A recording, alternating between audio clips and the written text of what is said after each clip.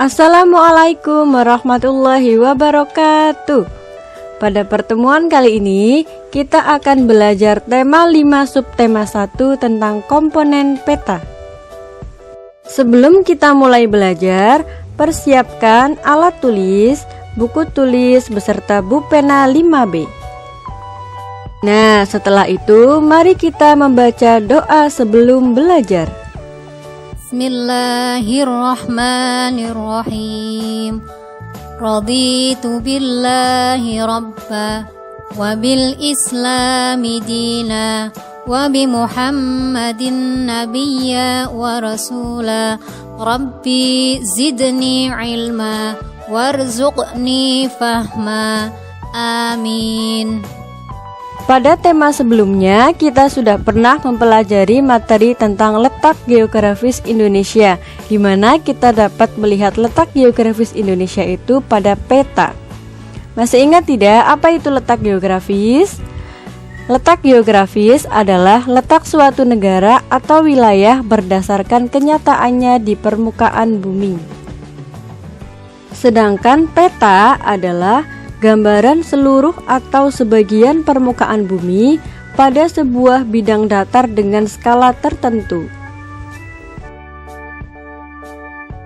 Jika kalian ingin melihat suatu daerah pada peta, kalian harus mengetahui terlebih dahulu unsur-unsur yang ada di dalam peta. Ada judul peta, skala peta, simbol peta, legenda, inset, garis astronomis, garis tepi, dan mata angin. Unsur yang pertama yaitu judul peta. Judul peta merupakan isi yang akan digambarkan di dalam peta. Letaknya biasanya di bagian atas. Contohnya, peta Jawa Tengah, peta Daerah Istimewa Yogyakarta. Itu merupakan contoh dari judul peta. Yang kedua ada skala peta. Skala peta merupakan angka pada peta yang menunjukkan perbandingan antara jarak sesungguhnya dan jarak yang ada pada peta. Simbol peta. Simbol peta merupakan lambang atau gambar yang digunakan untuk memberi tanda objek yang terdapat pada suatu wilayah. Contohnya, jika di suatu wilayah ada gunung, maka nanti ada gambar segitiga yang melambangkan gunung. Selanjutnya, legenda. Legenda merupakan keterangan dari simbol-simbol yang digunakan pada peta yang mewakili kenampakan alam atau objek yang digambarkan. Contohnya seperti tadi ada simbol segitiga artinya gunung, dan ada simbol garis yang melengkung itu artinya sungai dan yang lain. Inset. Inset merupakan peta kecil yang disisipkan untuk memperjelas salah satu bagian dari peta atau menunjukkan lokasi yang penting.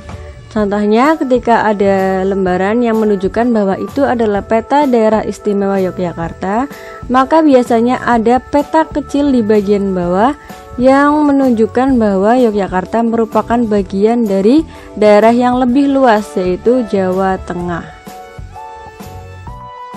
Selanjutnya ada garis astronomis.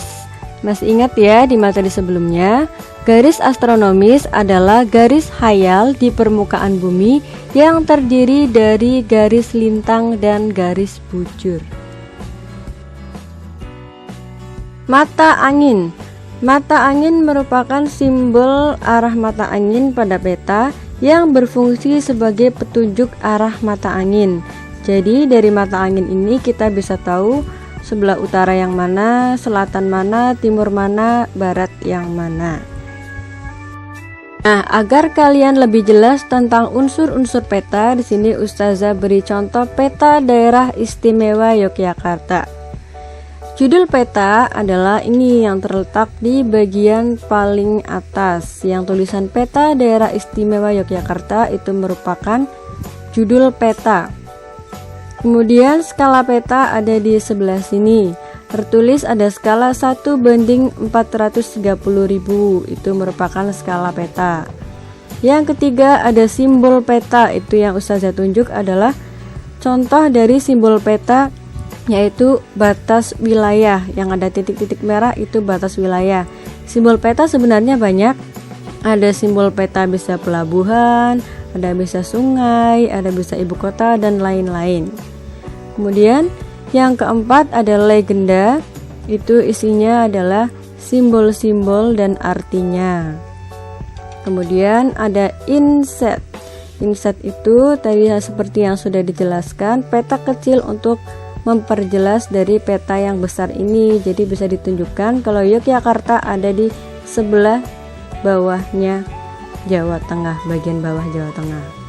Kemudian selanjutnya ada garis astronomis. Kalian bisa lihat ada garis-garis seperti kotak-kotak itu yang ada di peta, itu merupakan garis astronomisnya.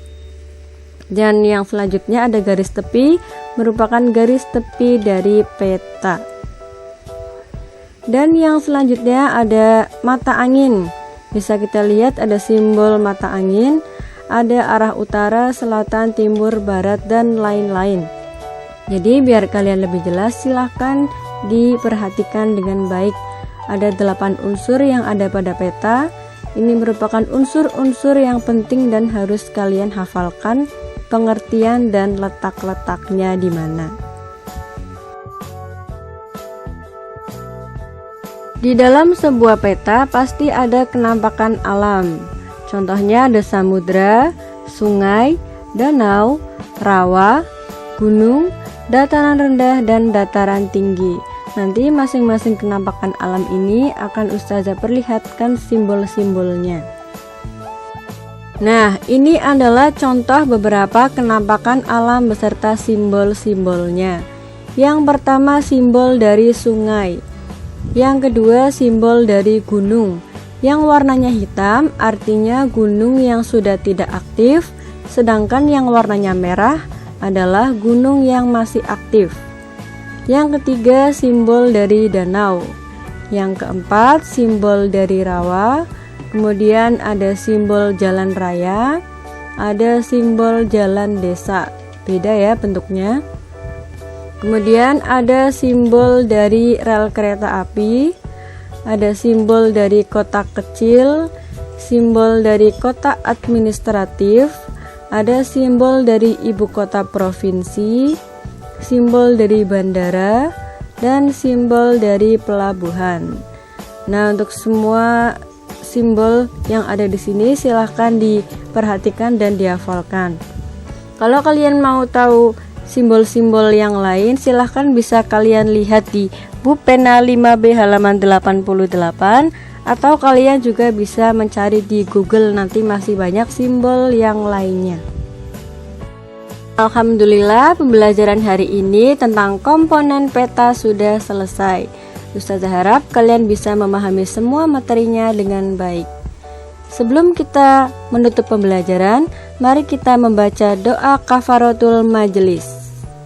Subhanakallahumma wa bihamdika asyhadu an la ilaha illa anta astaghfiruka wa atubu ilaik. Materi yang sudah kita pelajari tadi, silahkan dipelajari ulang dan diingat-ingat ya anak-anak.